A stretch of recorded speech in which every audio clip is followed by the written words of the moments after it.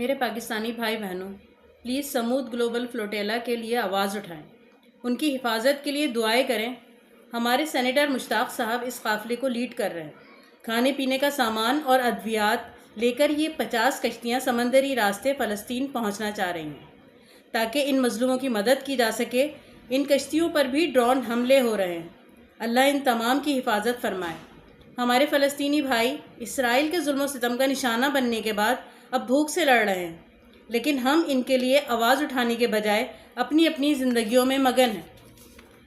پوری دنیا سے چند مسلمانوں کے ساتھ 95% غیر مسلم ان تک پہنچنا چاہ رہے ہیں، تو ظالم اسرائیل ان پر بزدلانہ حملے کر رہا ہے۔ خدا کے واسطے آواز اٹھائیں، اس سے پہلے کہ اللہ کا جلال اور قہر ہم پر برسنے لگے۔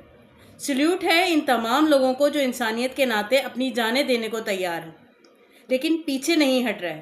سوشل میڈیا کو ہلا دیں، جھنجھوڑ دیں تاکہ اسرائیل اپنے ناپاک عزائم سے باز رہے۔ یا اللہ فلوٹیلا کی حفاظت فرما، فلسطین کی حفاظت فرما اور ہم سب کو معاف فرما۔ آمین۔ نصر من اللہ و فتح قریب، انشاءاللہ۔